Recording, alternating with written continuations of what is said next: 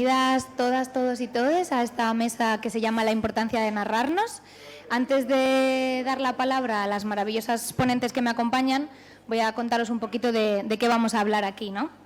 En esta mesa lo que planteábamos cuando la pensamos es reflexionar sobre la importancia que tiene el lenguaje para narrarnos, pero también para narrar realidades, ¿no? Porque estamos hablando mucho siempre de referentes, de batalla cultural, pero todo eso luego hay que bajarlo a tierra para ver cómo lo articulamos, qué referentes queremos crear y cómo dar esa batalla cultural, ¿no? Todos los que estéis aquí, que imagino que os interesarán esos dos temas y habréis estudiado pues lenguas o comunicación y estas cosas, sabréis que en comunicación política siempre se dice que quien instala el marco es quien gana, ¿no? Porque, claro, si tú decides el tema del que se habla y desde qué prisma, pues es mucho más fácil manejar la narrativa. Y os pongo así algunos ejemplos de marcos que todos vamos a identificar rápido. Por ejemplo, si entramos en el marco del genocidio que Israel está cometiendo en Palestina, lo que asocia a la gente, porque es el mayor discurso que hay en los medios y también a nivel institucional, es que Palestina es igual a terrorismo, ¿no? Los palestinos son terroristas, Israel es la democracia. Ese marco no se ha creado solo, ¿no? Lo ha instalado el Estado de Israel. Si hablamos de discursos de las derechas, por ejemplo, pues entonces en el imaginario común lo que se ha logrado instalar gracias a las derechas es que la inmigración es un problema. Eso no son personas que migran ni que necesiten asilo, sino que la inmigración es un problema y hay que buscarle soluciones. Y si hablamos, por ejemplo, de los marcos machistas que hay en la sociedad, pues todavía a día de hoy mucha gente piensa en aborto y piensa en asesinato, ¿no? Porque sigue instalado que eso, bueno, que no está bien y que hay por ahí alguna legislación, pero no es algo bueno que hacer. ¿Cuál es el problema de que estos marcos se instauren? Pues que muchas veces también parte de las izquierdas entran al marco, ¿no? Y vemos al Partido Socialista hablando de otras soluciones al problema de la inmigración, cuando lo que tendrían que plantear es que la inmigración no es un problema, ¿no? Y ver otra forma de narrarlo, porque si no, al final estamos todo el rato en el marco discursivo que nos han impuesto y así no hay lugar para otros pensamientos ni para otros discursos.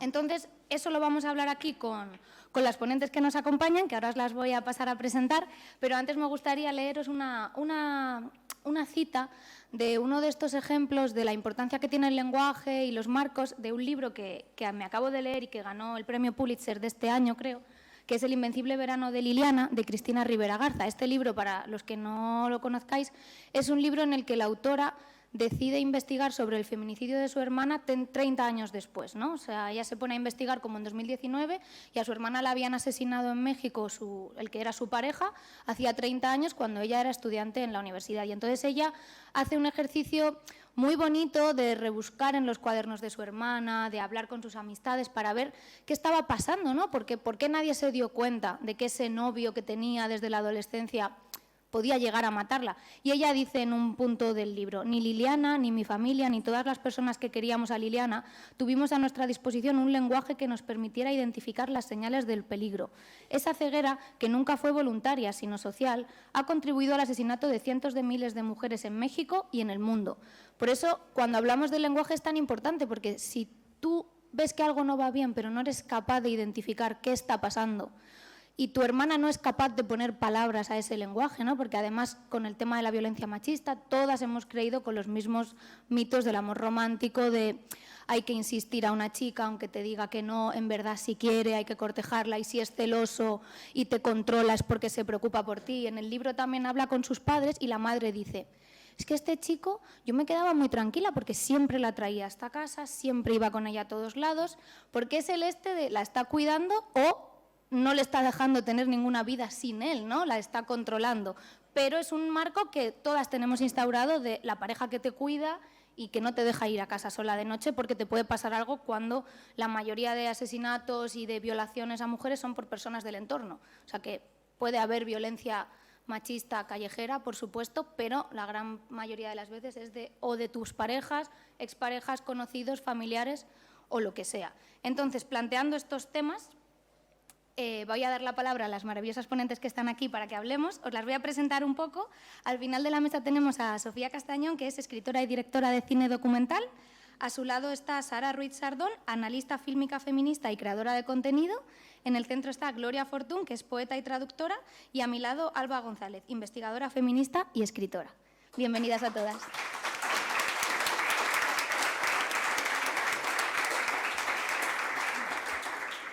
Hemos planteado la mesa lanzando 3 preguntas que responderán y si nos sobra tiempo pues abrimos el debate para que también podáis preguntar todas, ¿vale? La primera pregunta es, yo quería haceros es, siempre decimos que desde los feminismos, ¿no?, que lo personal es político. Entonces es evidente que lo cultural también lo es, ¿no? Y yo quería saber cómo hacer política desde lo cultural y cómo lo hacéis vosotras. Y empieza Sofía. Bueno, pues lo primero, muchas gracias a todos los que estáis aquí y quiero hacer un agradecimiento muy especial porque hacía bastante que no participaba en nada público que estuviera vinculado a Podemos y al activismo dentro de Podemos, y quería hacer un agradecimiento muy especial a Belén porque además de demostrar que es una consejera en la Comunidad de Madrid, que quienes estáis en la Comunidad de Madrid tenéis una serie de cosas que desde luego como asturiana no os envidio, pero tenéis algunas fortunas como por ejemplo tener una consejera como Belén. Qué bien que lo tengáis claro. Y además, precisamente por las cosas que nos envidio, menos mal que hay personas como ella y como quienes estáis hoy aquí. Y también porque en el ámbito de la política institucional y dentro de los partidos, la cultura muchas veces ha sido aquello que en otro tipo de cosas decía un famoso lingüista asturiano, que son los geranios que adornan en una ciudad en la que todo lo demás funciona muy bien, ¿no? Es decir, algo que se ha visto como ornamental, que se ha visto como muy bonito para las campañas y que da mucho colorinchi, pero no se acababa de ver o de entender como un elemento de transformación, que es algo que creo que es común a quienes estamos en esta mesa, pero que me gustaría resaltar que es común y compartido para alguien que está en el ejercicio de la política institucional, como es Belén, ahora en el Europarlamento y antes en el Ministerio de Igualdad, y creo que es muy importante y que tiene que ver mucho con esa primera pregunta que nos lanzas, Belén, y luego, por supuesto, estar con las compañeras, bueno, con Alba, que voy a decir, que la mayor parte de la gente no sepa, con Gloria, desde luego que es una maravilla, y además estoy encantada también de conocer a Sara. Así que con esto arranco con la pregunta y no me alargo más. Claro, es que yo creo que la cultura tiene la capacidad de transformar, o que la cultura y el ocupar ese espacio desde el discurso cultural es algo político, no es algo que todo el mundo tiene claro.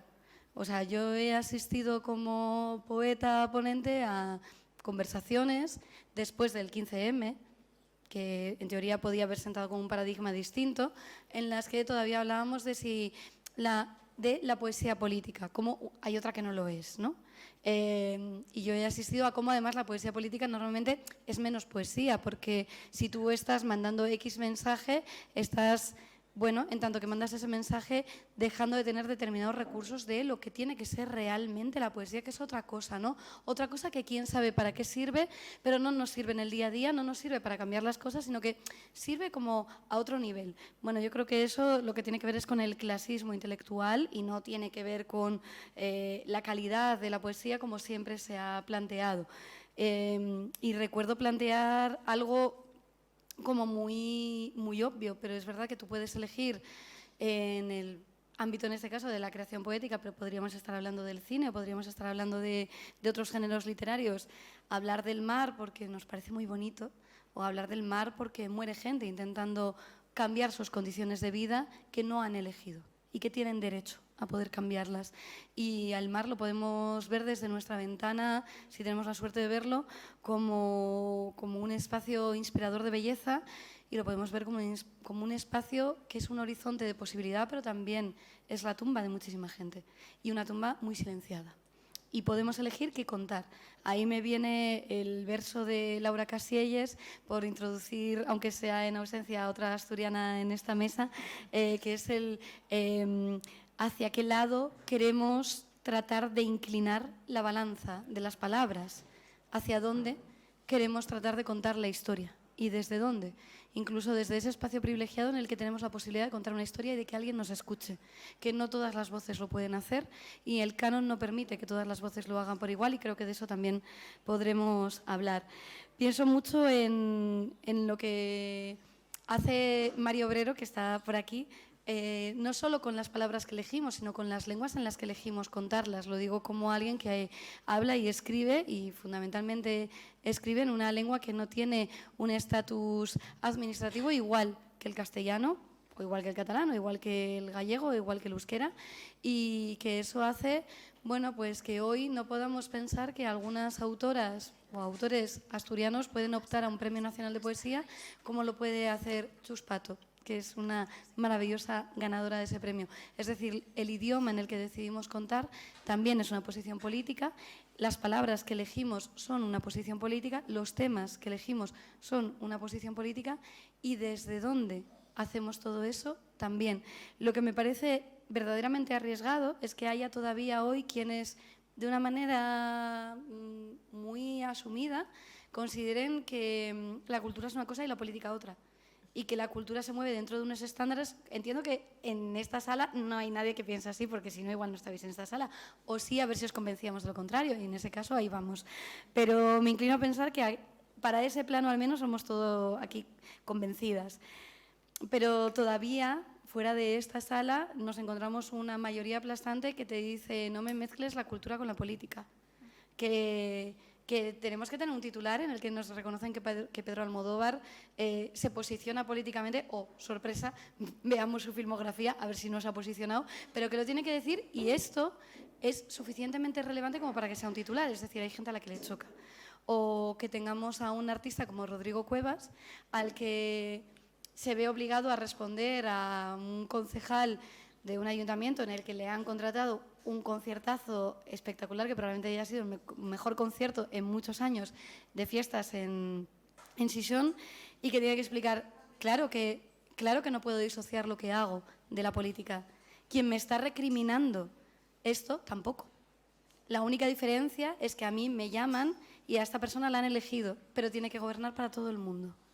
Tengamos como muy presentes también todas esas cosas, porque cada vez que parece que hay una cultura que está politizada, lo único es que la otra cultura pretende pasar de largo como si no lo estuviera. Y cuando pasas de largo como si no lo estuvieras y estás politizada, es porque estás apuntalando el espacio de poder. Y creo que la cultura no está para apuntalar el espacio de poder, y me parece que, bueno, que eso es un poco como con lo que podemos ir abriendo esta mesa, ya que me ha tocado el ingrato papel de abrir, pero no pasa nada porque esto ya irá cambiando. Muchas gracias.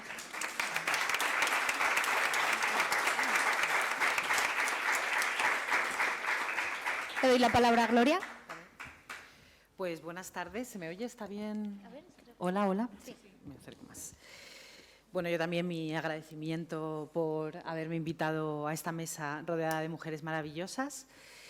Y estoy totalmente de acuerdo con lo que dice Sofía de decir que yo no hago política cuando escribo, o no me mezcles cultura con política, es clasismo intelectual, y es más, me parece una posición política también, ¿no? El decir, no, yo hago como alta cultura que no tiene nada que ver con la política, etcétera, pues ya en sí es una posición política, ¿no? Es que te crees algo así como un sujeto universal que escribe para todo el mundo y no para un determinado tipo de gente, que eso al final es el canon universal, ¿no?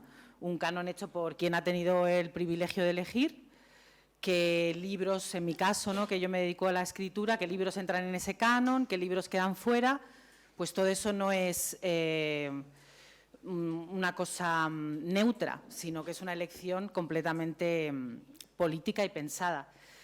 Y en este sentido, yo como poeta y como escritora y también como traductora, porque me considero una traductora literaria feminista, en el sentido de que yo busco obras que no hayan sido traducidas al castellano y que me parecen importantes a nivel feminista y las propongo a editoriales, pues siempre ha movido todo mi trabajo literario dos cosas: mi identidad como mujer feminista, boyera, gorda, etcétera, etcétera, no normativa, etcétera.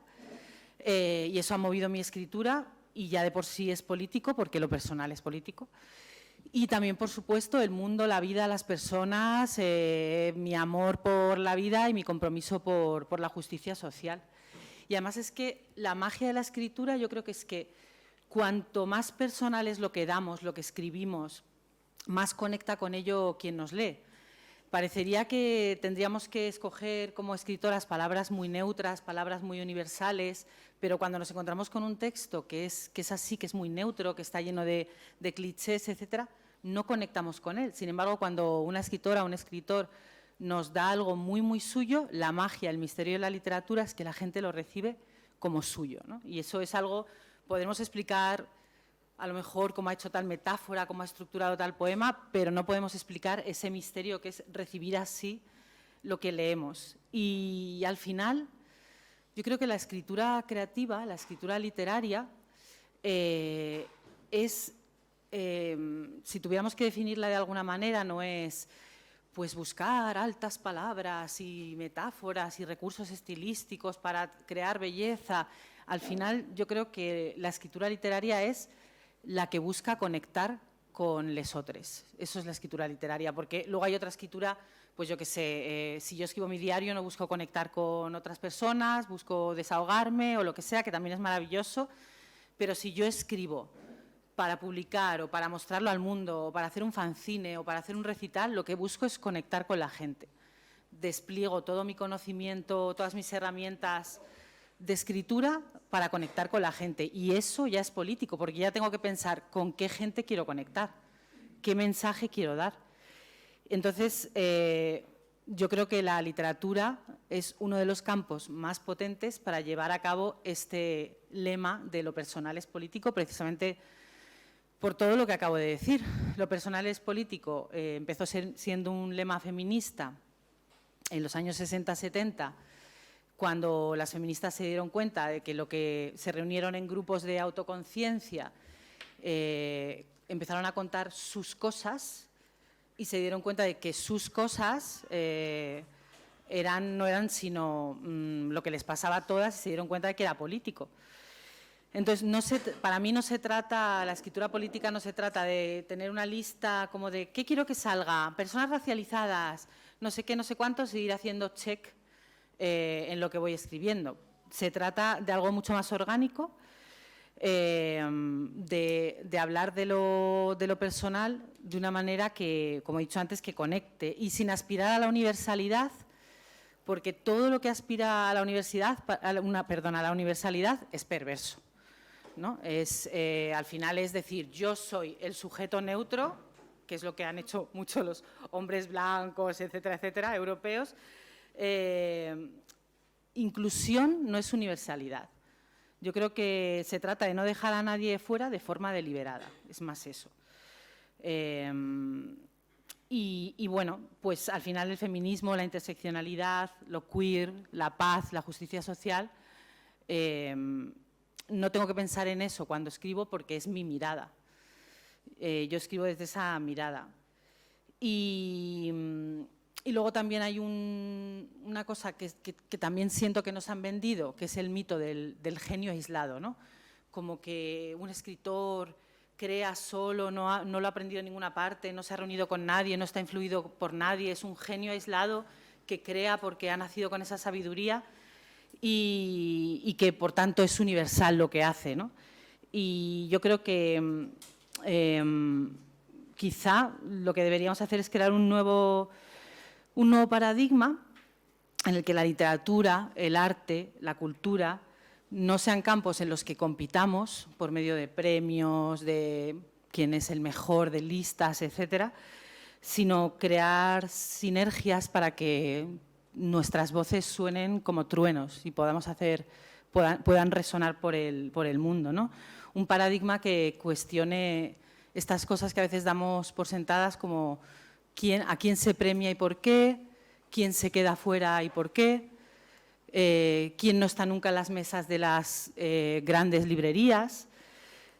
Y bueno, para terminar, pues eso, decir que si las herramientas que combaten los discursos de odio son primero la educación y después crear discursos alternativos y reconocer otras voces, que no es dar voz, no me gusta nada esa expresión de dar voz a alguien porque ya tienen voz, sino reconocer otras voces, cómo no iba a ser el mundo de la cultura un campo maravilloso para crear una cultura política, ¿no?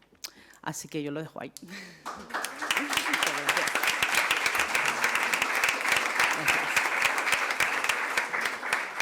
Muchas gracias, Gloria. Le doy la palabra a Alba.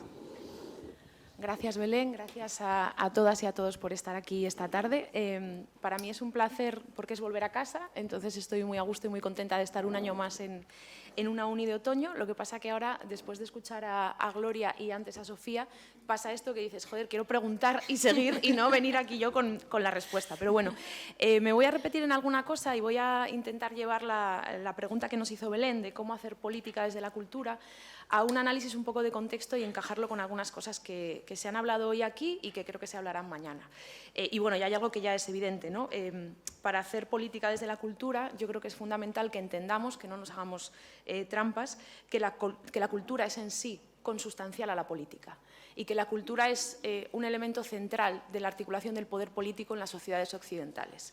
Y una de las grandes victorias en términos de batalla cultural, de relato, de hegemonías, me da igual de qué familia seáis y cómo lo llaméis, es que el poder nos haya hecho creer que la cultura son los geranios, que en la cultura no cabemos algunas, que es algo elitista o que es algo que no podemos reivindicar ni practicar, obviamente, las hijas de la clase obrera y, por supuesto, ninguna disidencia, ¿no?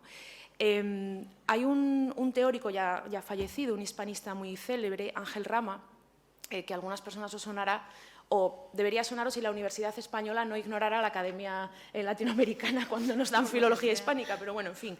El caso es que Ángel Rama escribió un libro, un ensayo que se publicó póstumamente, porque por desgracia falleció en un accidente de avión, que se llama La ciudad letrada. Si tenéis ocasión, se encuentra muy fácilmente en Internet, ¿vale? Ángel Rama en ese libro analiza cómo se establece el poder colonial en América, en el vasto territorio americano, desde la primera llegada colonizadora de lo que en aquel momento fuera España. No me atrevo a escoger corona. Castilla, Aragón, la que fuera. En este caso, Castilla, diría. Y claro, Ángel Rama explica que la manera en la que se coloniza un territorio de esas características es por el signo. Bien sea la raya, el mapa, ¿no?, que traza unas fronteras u otras, o el signo letrado, la lengua, el acceso a unas normas, a unos derechos de propiedad, a unos papelitos que dicen esto es mío, esto es tuyo, esta ley dice que tú sí y que tú no, ¿vale? Y explica, porque lo que a él le interesa analizar en el fondo son también llegar al siglo XX, ¿no?, y a los procesos revolucionarios latinoamericanos, él lo que quiere analizar es la letrada servidumbre del poder, ¿vale? Y Ángel Rama llama letrados porque en principio, o sea, aquí es un masculino concreto, no genérico, a toda esa parafernalia en torno a un poder político real, consistente pues, desde un escribano a un periodista, a un poeta, ¿no? En la ciudad letrada que él analiza caben muchas cosas, desde la república literaria a esos otros oficios burocráticos de las letras. Y todo eso despliega un cierre en el cual la tenencia del signo, la tenencia de la letra, hacer leyes o hacer poemas está vedado históricamente a la mayor parte de las clases sociales en ese contexto que él analiza, pero nos puede servir también para Europa. Por lo tanto, igual que aquí en Podemos, y aquí hablo de primera persona militante y en compañía, tenemos muy claro el análisis del poder mediático, por ejemplo, y ahí pues, bueno, hay compañeras y compañeros que hacen una labor estupenda, creo que es importante que entendamos que la cultura es parte de ese entramado, que un premio Planeta no es un accidente, ¿vale? Que la lista de invitados al premio Planeta es una decisión política, como el palco del Bernabéu, pero más discreto. ¿Cuál es el problema? Que, como bien ha dicho Gloria, como ha dicho Sofía, en ese lugar discreto que es el premio Planeta y no el palco del Bernabéu, se cuecen las representaciones culturales de lo que somos y se decide qué personas hablan y qué personas no pueden hacerlo, ¿vale? Y voy cerrando ya esta primera intervención, que me meto yo con lo mío rápido. Pero si una de las grandes reivindicaciones históricas de los feminismos fue siempre el acceso a la educación, es porque las mujeres hemos sido extranjeras en esa ciudad letrada. Las mujeres y otras minorías, evidentemente. Entonces, esa reivindicación educativa por encima de casi cualquier otra cosa, ¿no? Déjame ser, y para ser tengo que pensar y tengo que poder contarme, es fundamental. Por lo tanto, la idea de que la cultura no es un geranio, ni algo necesariamente elitista, ni algo accesorio, sino que de verdad el Premio Planeta y el palco del Bernabéu deberían ir en la misma frase, creo que es algo que desde una perspectiva militante y para entender también algunas de las cosas que dijo Belén sobre cómo nos venden ciertos relatos, es fundamental que asociemos, que le perdamos el miedo porque el sistema se encarga, ¿no? Si tú reservas a una casta sacerdotal ciertos privilegios lingüísticos o de acceso al poder, vas a hacer que las demás pensemos que no tenemos derecho a ser diputadas. Aquí su señoría me lo podrá confirmar, que han sido Lo pensaba la gente, sí. esto es, ¿no? muchos años sintiendo que somos intrusas en la institución, en la cultural y en la política también. Entonces, conectar esto creo que es algo fundamental porque avanzamos mucho en discurso, por ejemplo, hacia esos poderes grupo prisa, o sea, lo mediático, clarísimo. La cultura es parte de esto y hasta que no lo entendamos nos van a seguir ganando.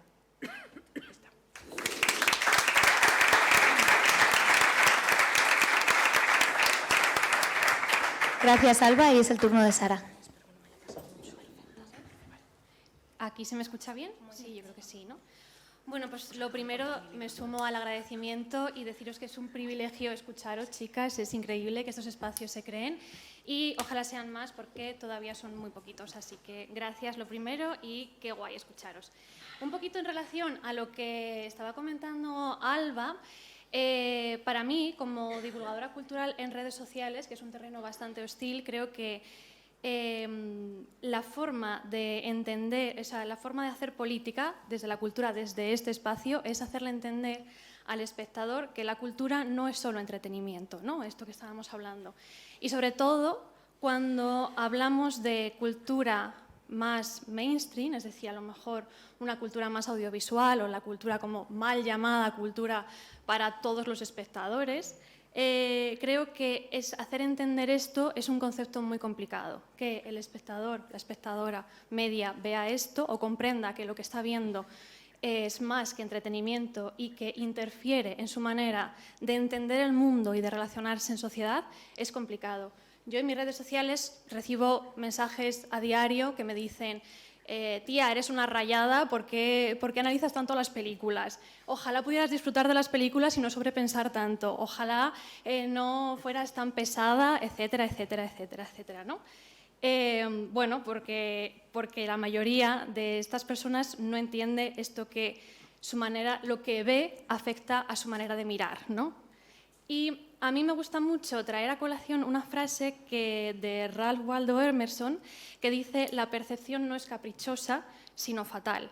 Es decir, esto dimensiona muy bien que la manera en la que percibimos el mundo no es un acto superficial y caprichoso, sino que es algo profundamente determinante. Es decir, nosotros elegimos de qué manera mirar.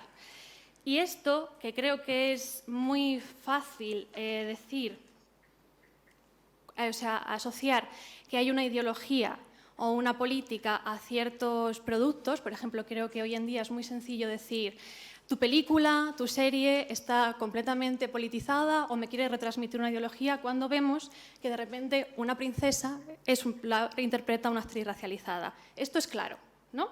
Pero lo que no vemos tan claro, o lo que no se ve tan claro, que es que lo anterior, que esa princesa fuera una niña normativa, que fuera una niña solitaria y que fuera una niña que es salvada por un hombre, eso, si cabe, es muchísimo más político que esto. Y esto es muy complicado de entender. Entonces, creo que pues todo el papel que se puede hacer desde este territorio de las redes sociales o de la divulgación, ¿no?, tiene que llegar a hacerle entender al espectador que, como se dice, ¿no?, la típica frase del somos lo que comemos, también somos lo que vemos.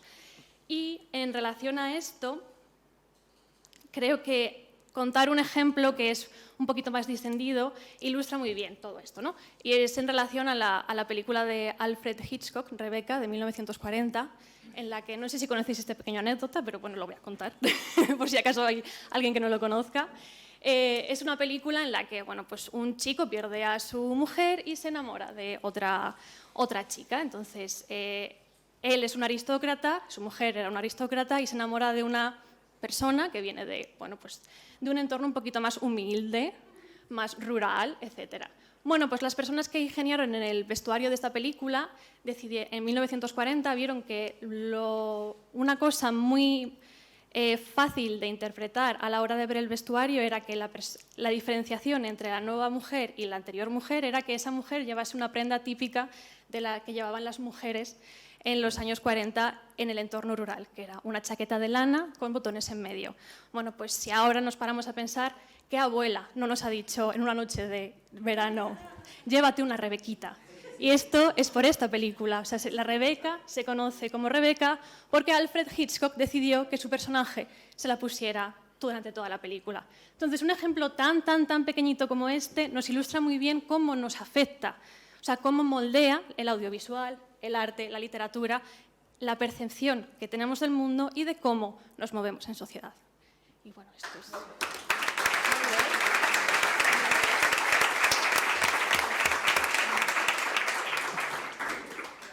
Bueno, muchas gracias a todas y vamos a la segunda pregunta, que no quiero perder mucho tiempo para que podamos tener algún huequito con el público. Narrarnos, lo estabais hablando todas en vuestras intervenciones, a las que estamos fuera del canon, es un acto de reparación simbólica para con todas, ¿no? Pero creo que también lo hemos hablado ahora y quiero incidir más en esto, creo que también tenemos la capacidad de pensar otros mundos posibles, ¿no? Que la cultura nos da lugar a la imaginación y si lo imaginamos y lo pensamos, pues lo podremos hacer, ¿no? Entonces yo quería preguntaros si vosotras tuvierais que pensar en una distopía o si tuvierais que elegir, o sea, una utopía, perdón, frente a tanta distopía, ¿cuál sería la utopía que vosotras elegiríais? Y va a empezar ahora Sara. Ah, vale. Qué bien. Pues mira, guay, porque yo creo que voy a centrarme en un aspecto un poquitín más pragmático que mis compis, que creo que es mucho más interesante escucharlas hablar a ellas de creación, de narrativa y de todas estas cosas. Entonces, para mí, una utopía, si habláramos de, bueno, en un sentido más pragmático, es que los productos, por ejemplo, voy a hablar de cine, pero entender el cine como arte en general, ¿no? Que las películas hechas, dirigidas, escritas, producidas, montadas por mujeres, dejen de ser entendidas como productos para mujeres. Y cuando digo mujeres, digo que cualquier producto creado por estas personas que hemos estado destinadas a la otredad deje de ser entendido como productos simplemente para este público, ¿no? Para el público de la otredad. Entonces, una utopía muy guay sería llegar a un punto que, sinceramente, espero que no sea utópico y que sea un futuro más cercano que lejano, aunque de momento creo que estamos en una casilla de salida muy incipiante, sería este. ¿Por qué? Porque hasta ahora este imaginario colectivo que hemos creado en el norte global está basado, sobre todo si hablamos de cine, en películas hechas por hombres, como decían mis compañeras, por hombres blancos, heteros, cis, normativísimos, y eso es lo que nosotros, a falta, nosotras, estas personas de la otredad, hemos asumido como arte en general. Para nosotras el cine son las películas de Coppola, las de Trueba.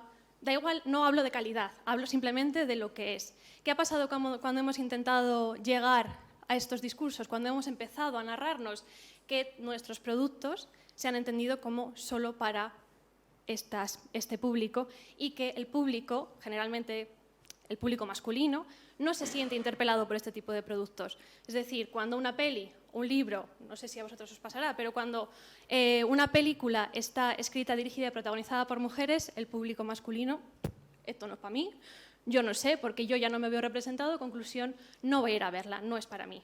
Y esto es profundamente peligroso, porque eso hace que sigamos como, bueno, pues nuestras historias no formen parte de esta historia malentendida de la humanidad, ¿no? Esta cosa de no podemos hablar de universalidad si no estamos todos representados en esa universalidad. Es decir, las historias de mujeres creo que han sido una parte, o sea, no se han entendido como historia en general y se han entendido solo como historias de mujeres y tenemos que llegar ahí. Y hay una cosa que pasa hoy en día que creo que es interesante analizar, es por qué necesitamos, cuando estas historias de mujeres necesitan un montón de artimañas para interpelar al espectador masculino. ¿Qué está pasando ahí? ¿Por qué tenemos que ingeniar un montón de cosas, de artificios externos para que las historias lleguen al público masculino? Voy a poner otro ejemplo, pero en la película que se acaba de estrenar, la de La Sustancia, ha necesitado una película que habla sobre la violencia estética, que hace una crítica muy, muy importante a la cirugía estética y a la violencia estética sobre las mujeres, sobre todo en la industria hollywoodiense, pero podríamos extenderlo a cualquier tipo de problemática social. Ha necesitado de todo un artificio. Es decir, ha necesitado venderse como una película vomitiva, súper desagradable, la gente sale del cine vomitando para que todos los espectadores se sientan interpelados o por lo menos, bueno, pues curiosos para ver qué pasa. Si esta película se llega a vender como que la película que ha hecho Demi Moore para vengarse de la industria hollywoodiense porque critica toda esta cosa de la violencia estética, seguramente la hubiésemos visto la mitad de personas. Y esto creo que es una reflexión. Y por eso mi utopía es que esto deje de pasar.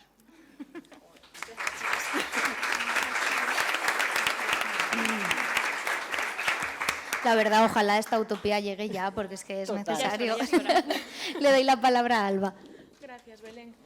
Yo creo que nos vamos a repetir. Me ha encantado, Sara, porque yo, de lo poco que tenía apuntado aquí en esta... No por nada, no porque no me hubiera tomado en serio hacer los deberes para la mesa, pero sí que es verdad que iba a dar vueltas sobre una cosa, era que no seamos la anomalía inesperada, en realidad, ¿no? Quizás... esto es una confesión en esta mesa. Yo no soy muy de utopías ni como lectora. Nunca me han interesado pues, la ciencia ficción, quizás, o ese tipo de narrativas. Yo en esto soy asquerosamente realista, ¿no? Entonces, y además a poder ser como antigua. Entonces, a partir de ahí, a mí no me interesa el cómo llegamos a la hora, ¿no?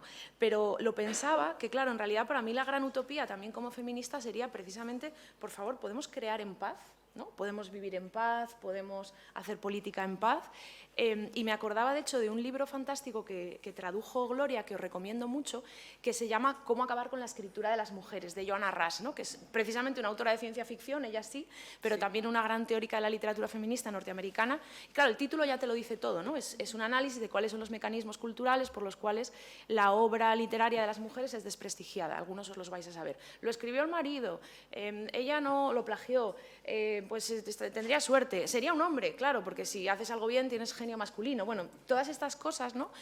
Muy bien contadas, para mí constituyen en realidad uno de los grandes retos. También un poco, no sé si tanto como utopía o como actitud ante la vida ya, pero ya porque está todo esto y quizás eso ya sea para la última ronda, es empezar a pasar del personal. Es decir, hablaba ahora Sara al final, ¿no?, de esta película que han tenido que no contar de qué va realmente para que los señores se sientan cómodos. Y como aquí estamos entre militantes de Podemos, yo sé que puedo hablar así y que ningún señor de esta sala se me va a sentir incómodo, porque precisamente por eso. Pero al final nos vemos obligadas muchas veces a hablar a ese ellos. Claro, el público es masculino también. Es decir, la idea que tenemos de qué es el público, como qué es la cultura, es un receptor masculino. Tú le hablas a una voz universal occidental que lleva reproduciéndose años y que es el mismo, tiene esa neutralidad de la que hablaba, falsa, supuesta neutralidad de la que hablaba antes Gloria. Entonces, claro, por Dios, dejar de hablar al ellos, que es muy difícil, ¿eh? O sea, yo toda mi vida investigadora la dedico a feministas, a ensayistas del siglo XIX español y principios del XX.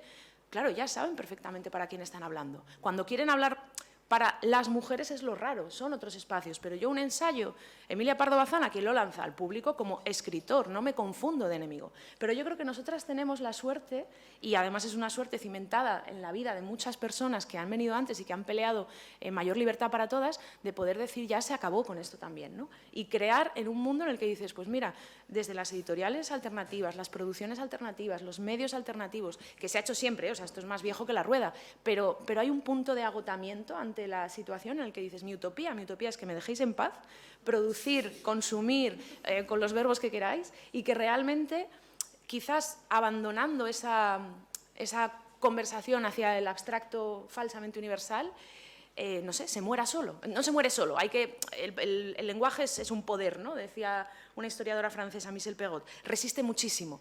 Pero bueno, a lo mejor si se le da un poco de lado, se erosiona y es más fácil bueno, mover esas estructuras. Y si no habéis leído, aparte de su obra, pero como dijiste antes lo de la traducción, el ensayo de Joanna Rush es fundamental. O sea, eso es un regalo porque además, si no recuerdo mal, es viejito en el sentido de que se publicó originalmente. 85. Claro, y lo rescataron hace nada, 5 años, 6. Entonces, bueno, de total actualidad. Sí, sigue de actualidad. Gracias.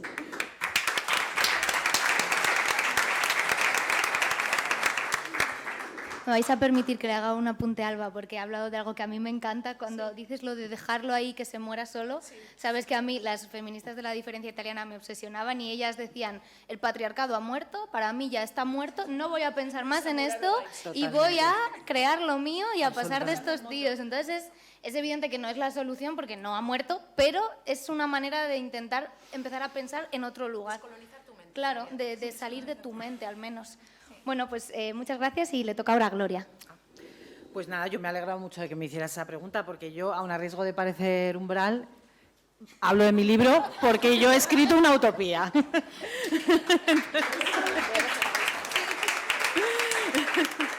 Que se llama Roja Catedral.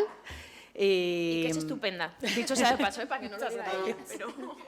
Y es que a mí me ha fascinado siempre que los grandes autores de ciencia ficción fueran capaces de crear sistemas nuevos, mundos nuevos, todo nuevo, todo salido de la imaginación, increíble, pero que los roles de género siguieran siendo iguales en sus libros. Eso me parece… Entonces, ¿cómo no nos iba a interesar la ciencia ficción a las mujeres si precisamente podemos desafiar todo eso, ¿no? Entonces, también me encanta que hayas mencionado a las feministas de la diferencia, porque para mí el crear pensando que el patriarcado ha muerto, que es lo que intento hacer yo todo el rato, no es tanto vivir una ficción o una irrealidad como no utilizar al hombre universal como medida de las cosas que hacemos. No compararnos, no, en este sentido, a lo mejor cuestionar incluso la palabra igualdad, porque igual a quién quiero ser, ¿no? Igual a los hombres, vale, pero ¿a qué hombres? No querré ser igual a todos los hombres, ¿no? Entonces, es un poco como crear otra medida del mundo que no esté, perdón por la repetición, pero medida con el patriarcado. Y es curioso porque, siguiendo con Roja Catedral, la gente que la lee me dice, ¿has escrito una distopía? Y digo, pero, madre mía, es una utopía, o sea, el mundo se va a la mierda y entonces un grupo de vaqueras, poetas, porque van a caballo por Madrid, por la Castellana, etcétera, porque se ha acabado la electricidad, ¿no? Es un poco eso. Deciden crear, reconstruir o construir el mundo desde otro lugar, ¿no? Y al final es un poco esa pregunta de ¿y si el apocalipsis que tanto tememos, del que tanto hablan ahora las películas, los libros, etcétera, y si ese apocalipsis que tanto tememos fuera una nueva oportunidad? Y porque al final el capitalismo destruye el deseo, destruye las posibilidades de ser, nos hegemoniza, niega nuestras diferencias y niega nuestras contradicciones. Y yo creo que nuestras contradicciones son precisamente lo que nos lleva a explorar cosas nuevas. Entonces, pues en Roja Catedral precisamente, y esa es mi utopía, creo una realidad en la que los protagonistas visibles son cuerpos no normativos, maneras de ver el mundo no normativas, etcétera. Quizá porque la escritura es el único territorio de libertad total que experimento, ¿no? Porque luego la vida pues es muy difícil. Y también quería transmitir el mensaje de que nunca dejamos de tener la oportunidad de volver a empezar. Y en este sentido quería que fuera un libro positivo, esperanzador, más que positivo. Si os apetece, os leo el manifiesto que hay en el libro y ya con eso acabo. Pues dice, una guerra ha arrasado el mundo y ahora caminamos sobre sus trizas. Los pocos pactos de la humanidad que quedaban sin romper fueron vulnerados y la política segunda, la del poder, a la que se dedicó el patriarcado durante siglos, dejó de servir incluso al puñado de miserables a los que servía. La política primera, la de las relaciones, debe extenderse para que se imponga, por fin, la vida. No nos interesa que unos imbéciles vuelvan a dejar las cosas como estaban antes. No nos interesa que el miedo a los castigos jerárquicos vuelva a dictar el comportamiento de las personas. No nos interesa la educación zombie, los 120 km/h de un coche, esclavizarse para comer, drogarse para soportar. No nos interesa el mundo viejo. Celebramos el apagón universal. Escupimos sobre la superioridad humana que hace estallar los hígados de los gansos. No queremos ser ejemplos a seguir, sino vidas a contemplar para que cada persona recorra su propio camino. Los relatos que han conformado nuestro destino hasta ahora ya no nos sirven. Cerramos ese libro. Nos hicieron creer que nos habíamos roto, pero lo que estaba roto era el mundo. Creemos en el viento que peina la crin de un caballo salvaje. Creemos en construirnos a través de los sueños y no de las carencias. Creemos en la belleza de los cuerpos disidentes. Creemos en nuestra autoridad interior antes que en cualquier mandato exterior. Queremos dejar de ser responsables del dolor del mundo. Queremos ser responsables de su sanación. Nos regiremos por una ley mucho más grande que vuestra ley, la ley del deseo. Muchas gracias. Gracias.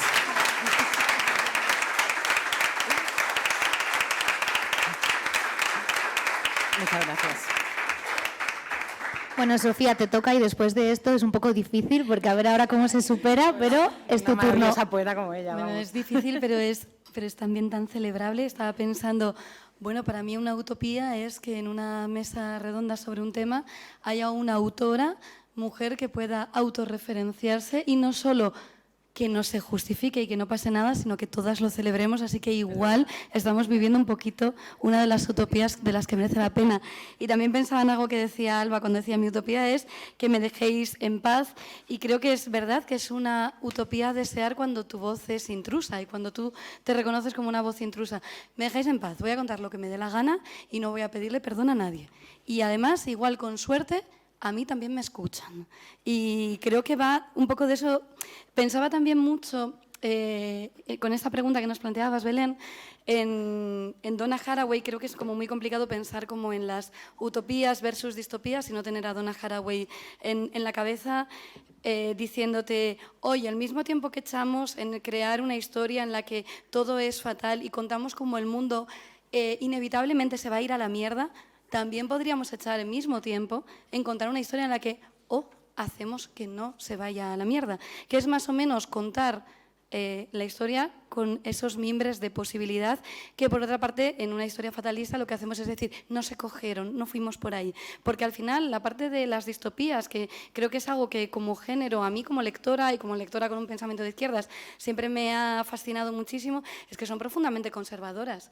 Es que es un virgencita que me quede como estoy, porque fíjate, claro, pero es que no hay nada más inmovilizador que el virgencita que me quede como estoy.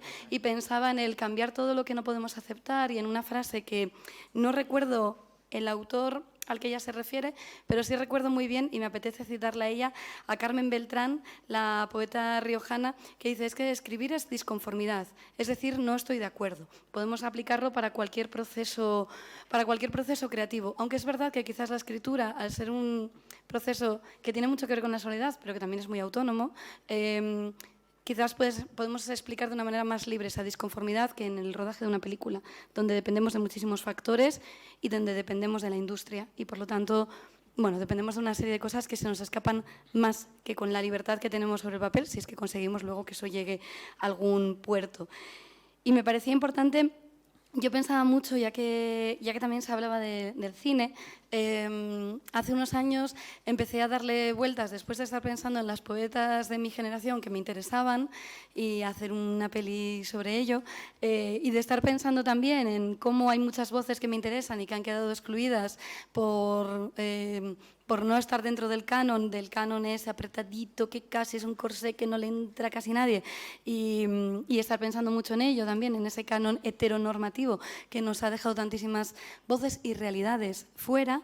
Pensaba que igual las cineastas de mi generación me estaban a mí como espectadora ofreciendo ficciones que sí me apetece habitar. Pensaba en Marcol, pensaba en Leticia Dolera, pensaba en mucha gente que igual te habla de la familia, no como ese espacio del que nos apetece huir, sino como ese espacio que podemos reivindicar y podemos pedir que sea de otra manera, y que podemos, bueno, tener una ficción en la que nos apetezca habitarlo, y cómo quizás crear ficciones habitables nos propone realidades y futuros próximos que sí queremos habitar. Y me reafirmaba un poco en esa idea que a veces desde las posiciones que hemos entendido como de izquierdas y progresistas nos hemos ido muy al fatalismo y eso sorprendentemente nos ha llevado, yo creo, que a visiones un poco más conservadoras y más inmovilistas. Y lo digo como una enamorada del cine de Ken Loach. Pero igual a mí me moviliza más ver Vidas Perfectas y pensar que igual la familia no es un espacio del que yo a veces me autoexcluya, sino que igual es un espacio que yo también puedo habitar. No digo conquistar, me niego a decir conquistar, pero sí habitar bien, y sí habitar sin negarme y sin tener que regatearme, ¿no? Y al mismo tiempo pensaba también que todo este análisis que hacemos, porque además se mencionaba la sustancia también, y hay un texto que escribía hace unos días Roy Galán, que a mí me interesó mucho, porque me preocupa también que al discurso artístico le exijamos literalidad. Pienso mucho en la generación de mi hijo, quién sabe si me está escuchando porque tiene los cascos puestos, que dicen muchísimo literal. Todo es literal. Cada vez que algo pasa es literal. Y es como vivir en un meme, ¿no? O sea, que es lo que cuenta Roy Galán en su artículo también. Yo soy, yo me identifico, yo soy literalmente eso. Pero también somos muchas otras cosas que no son literales. También somos muchas otras cosas que son contadas desde el sitio contrario. también hay mucho reconocimiento en algo que no es explícitamente eso. No te estoy echando la bronca a ti, cariño. Te estaba haciendo un captatio benevolente y de paso contando esto otro. Pero así, si de paso dejas el móvil, ya, flores. Luego hablamos tú y yo.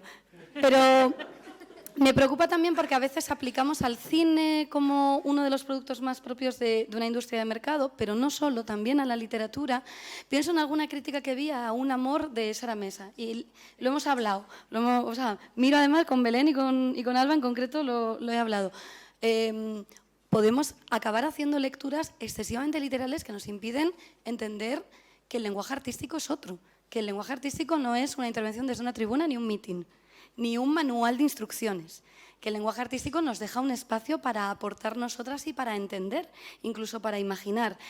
Y a mí sí me preocupa que a veces en esa capacidad que le otorgamos a la cultura como potencia transformadora, le quitemos a la cultura algo que también se decía antes, que tiene que ver con el misterio. Es decir, tenemos un espacio para nosotras ahí que nos están dejando los autores y las autoras. Y no digo que Hitchcock no fuera un director misógino, lo reafirmo como entusiasta también de su cine, pero siendo consciente de mis propias contradicciones y no negándole lo que no tiene, por mucho que a mí me guste. Pero sí me parece que a veces no nos van a decir las cosas con cuchara y yo espero que la cultura no me diga las cosas con cuchara. Y que no hagamos interpretaciones excesivamente literales del trabajo o del discurso artístico, porque podemos estar yendo en contra de lo que nosotras mismas defendemos. Creo que Un amor es una historia que escribe Sara Mesa de una manera espectacular, que Isabel Coixet lleva al cine también de una manera espectacular, que cuenta claramente cómo pueden ser dañinas, dolorosas, unas relaciones, sobre todo con la relación que establecemos con nosotras mismas cuando estamos en algunas relaciones y que para nada apuntalan un romanticismo perverso contra las mujeres, sino al contrario, es una obra profundamente liberadora. No esperemos que nos lo den como si fuese el manual de montar de IKEA. Por suerte, la cultura lo hace desde otros caminos y creo que por eso es por lo que funciona.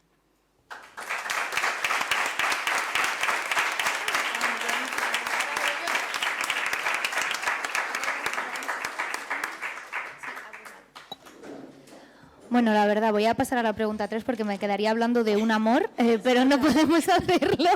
Entonces, quizá luego si alguien tiene alguna pregunta de un amor, pues ya charlamos de eso. La tercera pregunta es porque llevamos todo el tiempo hablando del canon y al final siempre se habla del canon y yo pienso también en ese documental que hizo Sofía sobre el canon de la poesía y cómo al final nos atraviesa a todas porque es lo que hemos leído siempre y ahora parece que por fin estamos introduciéndonos un poquito así por alguna grietita del canon y están llegando discursos feministas al mainstream, en la literatura, pero también en el audiovisual. Por ejemplo, ahora acababa de terminar la tercera temporada de Gearstopper, que es una serie súper guay porque no es todo bonito, pasan muchas cosas feas, pero te enseña otra manera de afrontar esa adolescencia y ese descubrimiento de quién eres que se da ahí, ¿no? Entonces, ahora que estamos consiguiendo meter estos discursos, empiezan a catalogarnos como ideología woke, que muchas veces es como yo la primera vez tuve que buscar qué es woke, porque es como, ¿qué nos están diciendo, no? Cada vez que hay un personaje LGTBIQ+, o una persona racializada, o alguna mujer, incluso que una escritora coreana como Han Kang gane el Nobel de Literatura, es woke. Entonces, mi pregunta para vosotras es, ¿cómo combatimos esta ideología woke, ¿no? ¿Qué hacemos cuando nos catalogan como woke? Y ahora le va a tocar empezar a Alba. Pues como a mí me tocó buscarlo, y no os creáis que sé explicar muy bien. Básicamente, en algún momento en Estados Unidos, desde la ultraderecha, alguien se pone a decir que, como cualquier cosa básica de humanidad, ¿no? Es woke. Derechos humanos, mal. Cambio climático, no existe. Las mujeres quieren que no las apaleen, mal, ¿no? Así como muy exagerado. Vale, pero no lo estoy explicando muy bien. Seguro que alguien a lo largo del día de hoy, en las charlas de hoy, lo ha dejado más claro, ¿no? Como que ahora todo es... Bueno, a ver... Vamos a ser un poco puristas. Esto en España lo tenemos más arraigado de más tiempo y está bien conectar. Esto es lo que aquí se ha dicho toda la vida de lo hacéis porque es políticamente correcto. Con otra carga, pero el mecanismo es exactamente el mismo, ¿no? Cuando decían, cuando se empezó a decir compañeras y compañeros, es políticamente correcto. Ahora hay que tener mujeres en las mesas y que haya señoras en los actos, es políticamente correcto. Hostia, ¿no? es intentar, ¿no?, una cierta justicia restaurativa, representativa y que más o menos, pues eso, que nos dejen en paz y que cada persona pueda desenvolverse, ¿vale? La pregunta que nos formulaba Belén a la vez es un poco la pregunta que se ha hecho a lo largo de la mañana en la primera mesa a la que yo acudí, en la que se habló de lawfare, por ejemplo, ¿no?, que fue muy interesante y muy emocionante también, pensando en los compis del equipo legal de Podemos. Claro, ¿cómo combatir a la extrema derecha? Esa es la maldita pregunta, ¿no?, reiterativa, ahí estamos, como la rueda de moler. ¿Qué haces? ¿Te pones racional y les explicas con argumentos? Complicado. ¿Entras como un Miura? Compras Marco también y justificas... O sea, yo no tengo una respuesta a esto, pero sí creo que hay una manera que podemos descartar. Así que, antes de dar la palabra a las compañeras, porque creo que me vais a entender rápido, no seáis socialdemócratas. Es decir, ya está.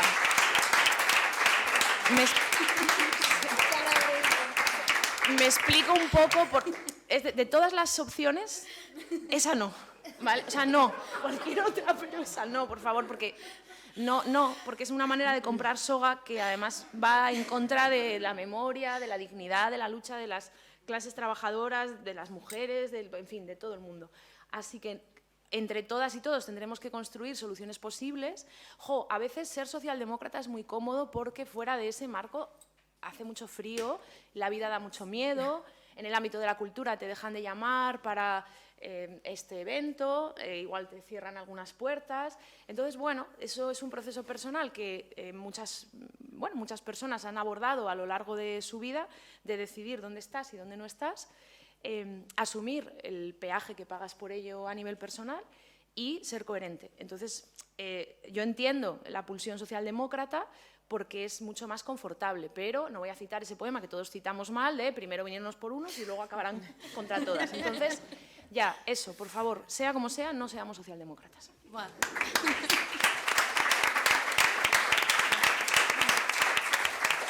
Vale, es el turno de Sara.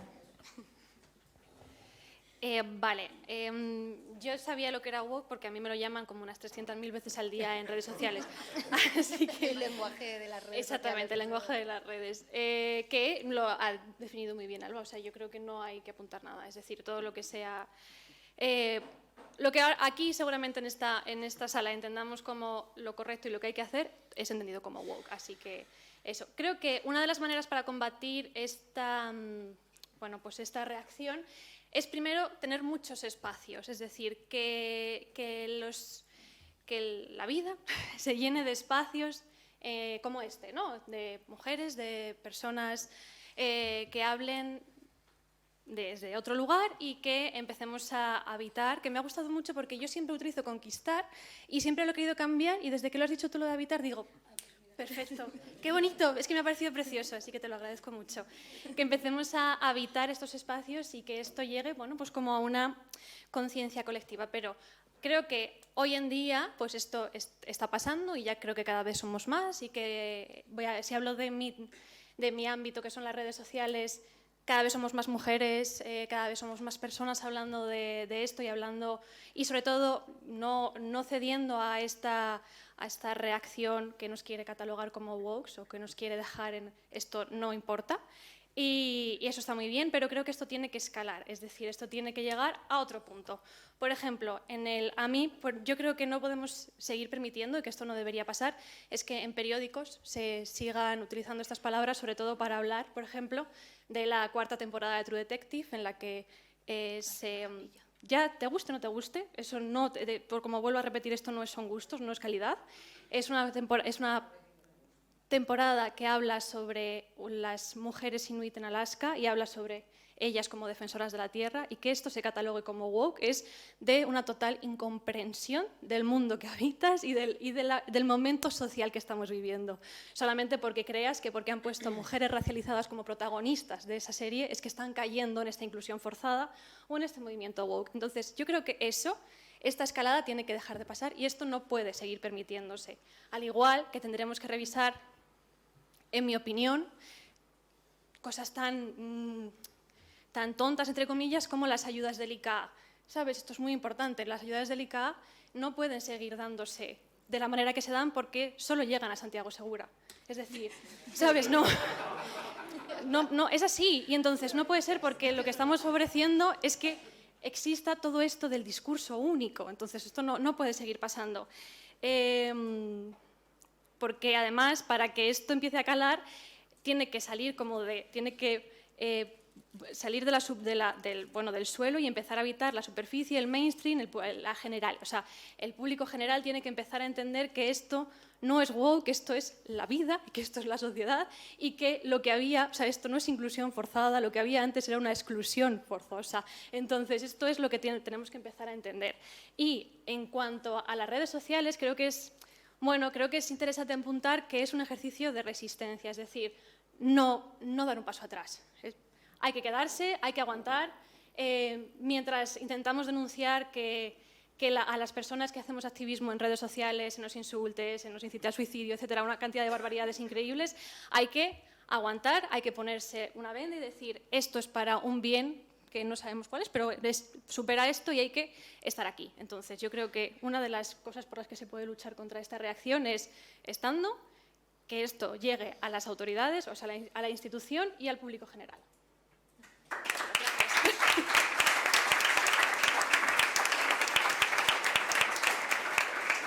Sofía, te toca. Bueno, yo pensaba también, como ya está definido el término woke, que el otro día me lo preguntó mi hijo también, que tiene 12 años, también antes de eso, como ese término ya lo han definido, por cierto, Alba, ya lo sabe todo el mundo, pero te quiero mucho, gracias por recordar, este es el espacio adecuado, pero también en otros sé que lo haces, que no hay que ser socialdemócratas en general, para nada, nunca, porque no nos lleva a ningún sitio. Gracias, te quiero. Me preguntaba Enzo hace como semanas antes de preguntarme por el término woke, que casi le iba a explicar lo de la sartén, hasta que me di cuenta que era woke, porque pensaba, porque a la generación alfa, ¿qué narices le preocupa esto, no? Y un día me dijo, ¿esto de la generación de cristal? Y dije, espérate, a ver. No, porque la generación de cristal no deja de ser esta gente que se está quejando todo el día mientras los demás están pidiendo tener los mismos derechos. Y fue como, espera, que la generación de cristal son los que llaman generación de cristal a los otros. Es decir, está el juego de los ofendiditos y quiénes son los ofendiditos, ¿no? O sea, qué pesaditos son todos los que han acuñado ese término de generación de cristal y qué sensibles y qué poco tienen que pensar y probablemente qué condiciones materiales o no son conscientes de ellas tan cómodas tienen para estar señalando cuando el resto están diciendo, oye, que el agua me llega por encima de la cabeza y que me estoy ahogando. Y que ya está bien, ¿no? Y yo soy consciente que el agua me llega por encima de la cabeza y no me apetece ahogarme aquí. Pero me pareció como curioso. Igual la generación de cristal son todos esos que están acuñando el término woke, que están acuñando todos esos términos y que parece que no tienen otra mejor cosa que hacer. Y probablemente tengan todos sus problemas solucionados, suerte para ellos, y lo digo en plural masculino a conciencia.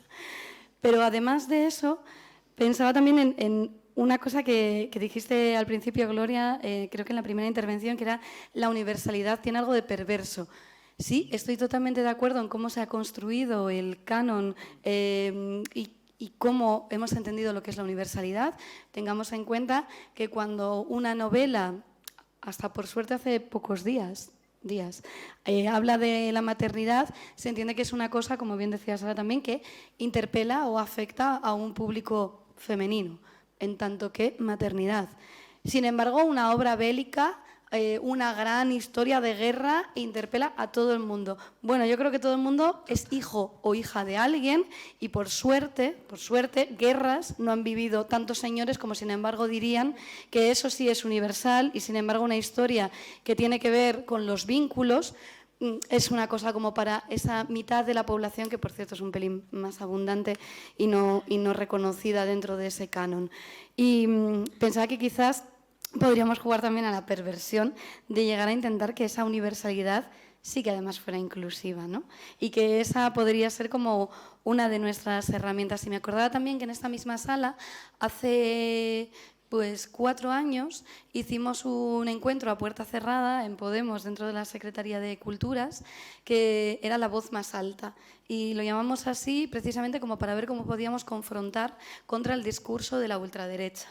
El spoiler o sorpresa es que no llegamos tampoco a conclusiones que nos sirviesen como para que este problema no lo tuviéramos como lo tenemos hoy, porque no es que llegásemos y no las contáramos, sino que realmente teníamos mucho debate, pero lo que sí me parece es que sí podemos estar teniendo muy presente algo que también decías, Sara, con el ICA, que es ¿quién lleva las últimas décadas, unas cuantas décadas, generando prescripción de canon en este país? En este país, en el Estado español. El Grupo Prisa, ¿no? O sea, es decir, ¿quién nos ha dicho lo que hay que leer? Babelia. ¿Quién nos dice... ¿Quién marca para una mayor parte de la población que es socialdemócrata pero también defiende los derechos humanos y no le pone como muchas contradicciones, así dicho como tal? La SER, ¿no? Es la que nos dice... O sea, llevan haciendo prescripción de canon cultural décadas, pero nadie se ha remangado a hacer otra cosa, ¿eh? Con un poco de capacidad, pues quizás lo dejo aquí, desde esta cómoda posición de venir como escritora y directora.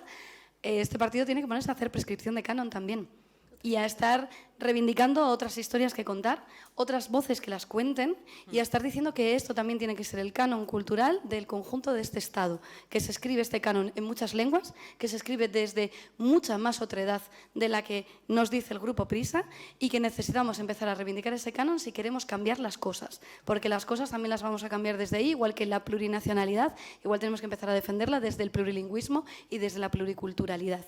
Y estos sí son deberes que me permito el lujo de plantear aquí y que se cojan los testigos que se tengan que coger.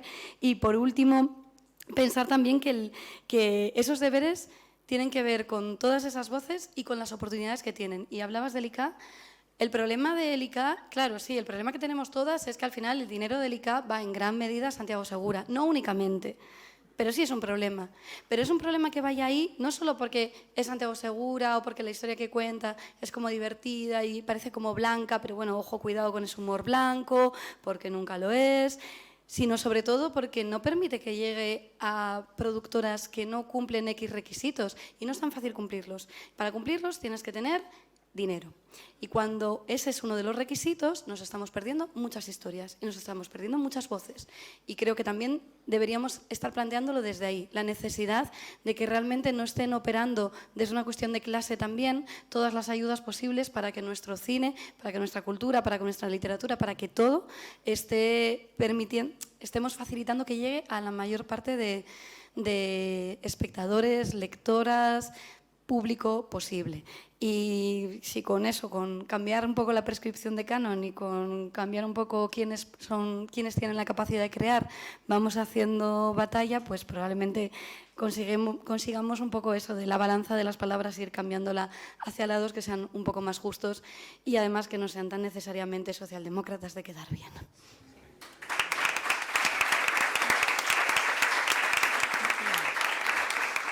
Pues Gloria, cuando quieras. Bueno, pues como Sofía Castañón tiene bastante menos ego que yo, recomiendo yo su documental, que sirva de ejemplo, que precisamente habla de todo esto y de la heteronorma que es un canon. Así que me parece muy importante que lo haya hecho y verlo. Bueno, no me extiendo mucho. A vueltas con el término, pensar que me recuerda a muchos otros términos que se han dicho desde todos los tiempos de la historia. Para la gente, aguafiestas. Aguafiestas es un término de la feminista Sara Ahmed, que habla en su libro Vivir una vida feminista, creo que se llama. Y bueno, claro, cuando te aguan la fiesta, pues insultas. Y desde las sufragistas inglesas que cambiaban las leyes del Congreso, que eran súper potentes y las llamaban suffragettes, que el sufijo «et» es totalmente insultante, ¿no? Peyorativo, es como mayoret, ¿no? Vedette, todo eso. Pues suffragette, también el término progre, ¿no? Me recuerda mucho a woke o lo de la corrección política que mencionabais antes. Y woke, que viene del verbo wake, de despertar. Y me hace mucha gracia porque es una palabra vernacular de la gente afroamericana, es decir, que es gramaticalmente incorrecta. No sé si esta gente sabe que está utilizando una palabra afroamericana, que empezaron a utilizar los afroamericanos como para decir stay woke, como mantente alerta, lucha por tus derechos, etcétera, etcétera, y la empezaron a utilizar en sus blues, etcétera. Y bueno, pues al final, ¿qué significa esto de woke?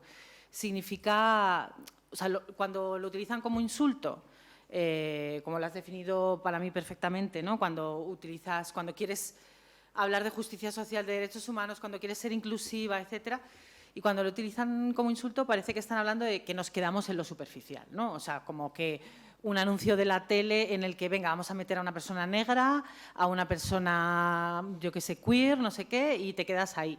Y yo creo que utilizan ese insulto así como si nos quedáramos en lo superficial,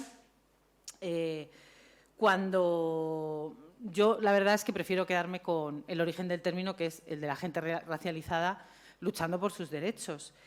Y qué más, además yo creo que también conecta con algo quizá incluso muy personal, ¿no? Como de que siempre a mí me han llamado desde mi familia, etcétera, como una flipada, como que tener el entusiasmo de querer cambiar el mundo es ser una flipada. Parece que hay que ser una persona siempre gris, parece que hay que ser siempre una persona como que lo da todo por perdido y sí, este mundo es una mierda, no hay manera de cambiarlo, etcétera, porque si no eres una flipada, una woke, etcétera.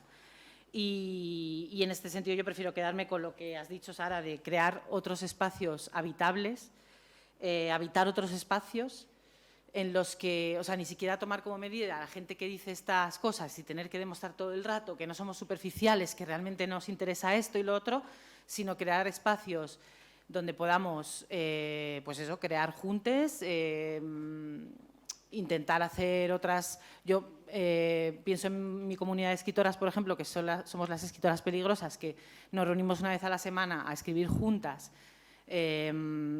que intentamos desafiar los cánones de la escritura, que intentamos hablar de todo lo que nos importa, etcétera. Y me parece que va por ahí, ¿no? Yo, si tuviera que dar una, no solución, pero como una prescripción de qué podemos hacer para cambiar el mundo, pues sería intentar seguir escribiendo, creando aquello en lo que creemos, aquello que nos transforma cuando creamos, pero también transforma a la gente que lo recibe. Y sin más, no tener en cuenta como a la gente, o sea, esta gente que ha dicho ahora que haya ganado el premio Nobel Han Kang, una mujer asiática, etcétera, me pregunto si se habrán leído La vegetariana o simplemente la palabra vegetariana ya les ha espantado tanto que han dicho, Dios mío, vegetariana. Y es un libro que yo cuando me lo leí aluciné, es muy revolucionario y me parece maravilloso que una mujer como Han Kang gane el premio Nobel, así que se aguante.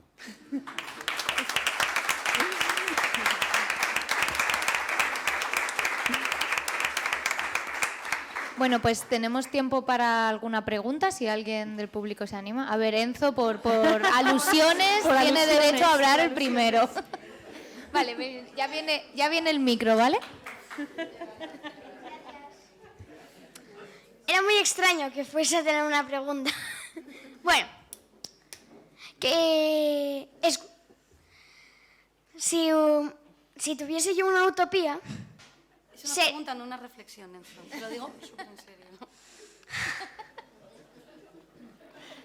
Cállese. Si hubiese una utopía que fuese buena, aparte de las que dijisteis vosotras, podría ser que Estados Unidos dejase de existir y fuese un país...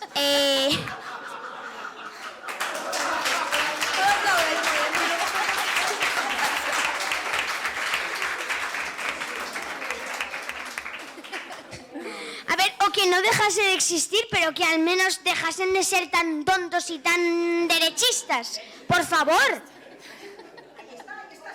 Sí, pasa. Y es que en verdad también escuché que el 60% de Estados Unidos... No, Enzo. Sí. Bueno, esperemos que no sea 60% de Estados Unidos, esperemos que sea menos y que no haya gente tan tonta, pero que la leche marrón mucha gente en Estados Unidos piensa que vienen las vacas marrones. Ese es el problema. No, ese es el problema de los youtubers de Colacao,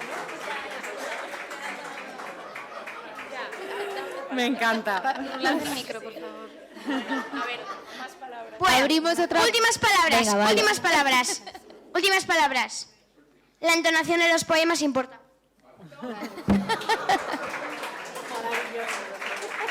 Pues si alguien más se anima después de Enzo, ¿alguna pregunta por aquí? Por favor, alguna pregunta. ¿Alguna pregunta? Vale, mira, aquí hay una. Gracias. Hola, buenas tardes. Me llamo Eugenio.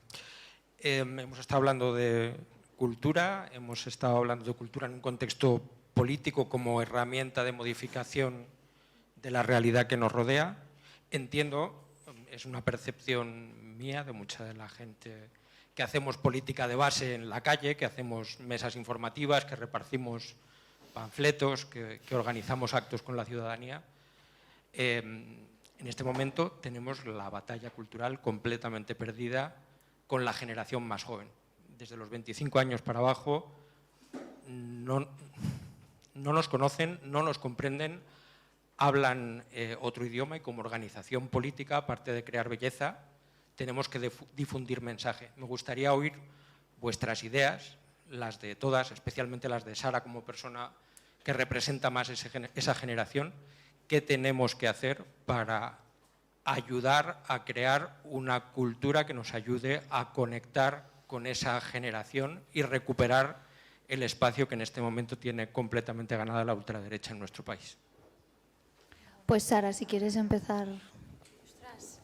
Es difícil, es difícil. Wow, es muy complicado. Pero no entiendo muy bien la pregunta. O sea, ¿quieres decir que el espacio cultural lo tiene ganado la ultraderecha y que los jóvenes no se interesan por la cultura? ¿O se interesan por su cultura? Por su cultura, vale. Es otra cultura distinta en la que no están nuestras ideas. Ajá. Y en las que están creando un mundo completamente diferente al de las ideas que nosotros tenemos. Y Vale. o accedemos a esa cultura o no tenemos nada que hacer como organización. Por eso la gente joven está tan lejos de Podemos y por eso cada vez que nos juntamos gente de Podemos siempre compartimos.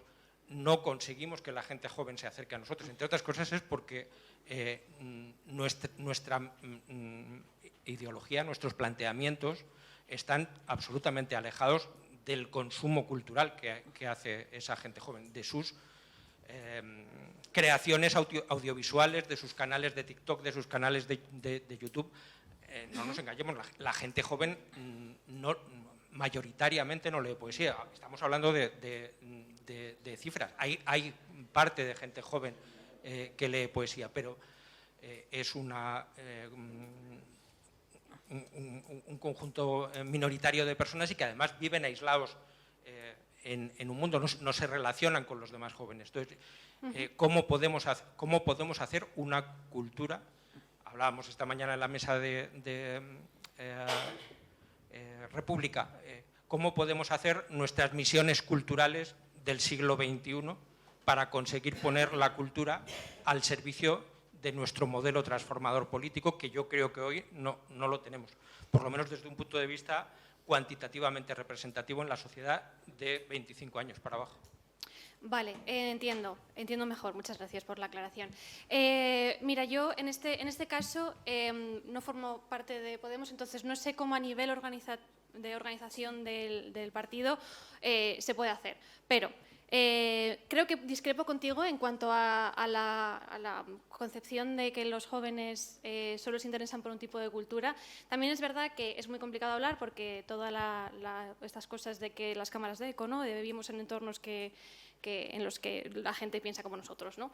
Pero bueno, voy a intentar contestar a tu pregunta. Creo que hay un punto muy grande de que a veces entendemos como la cultura, como esa cosa que han hablado mis compañeras ay, no sé cómo lo veis, de privilegio intelectual, ¿no? ¿Cómo es?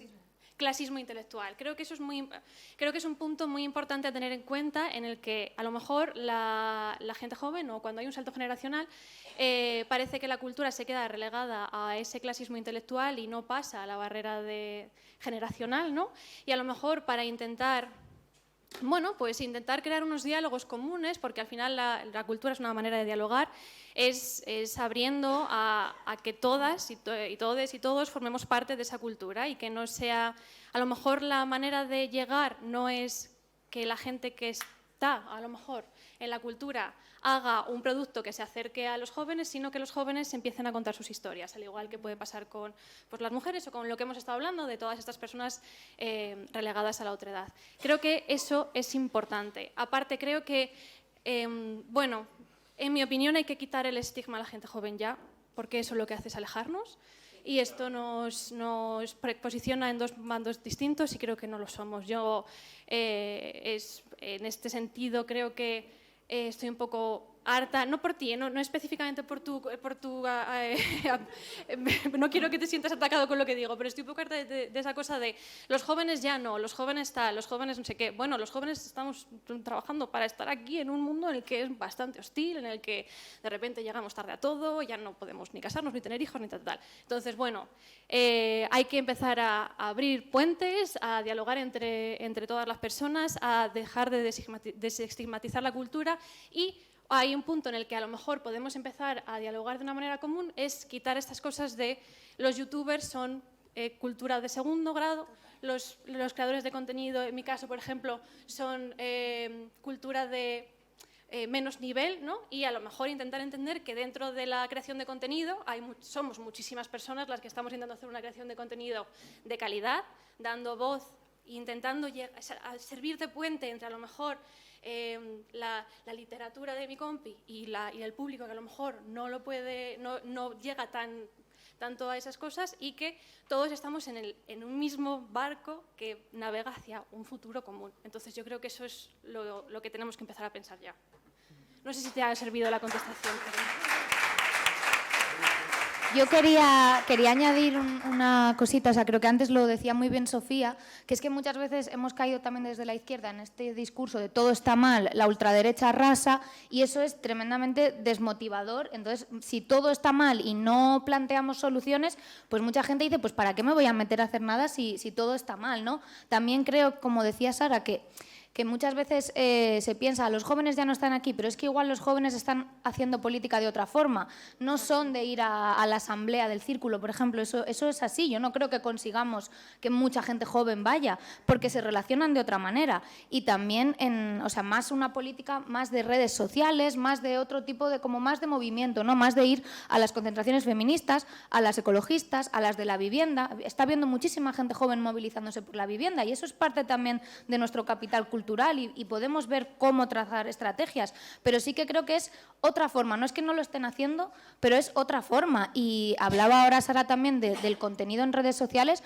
A ver, hay gente joven haciendo cosas en TikTok, por ejemplo, que son unos vídeos que a mí me parecen obras de arte. Hay un montaje, hay un guión, te están contando una historia, y hay mucha gente joven haciendo activismo político desde redes y bajando, pues, ¿qué significa esto que han dicho de esta ley de vivienda o esta cosa, no sé qué, por qué no llega aquí? Y hay mucha gente joven haciéndolo. Entonces, sí que creo que, y lo comparto contigo, que desde el partido estamos teniendo mucho problema para llegar a un público más joven.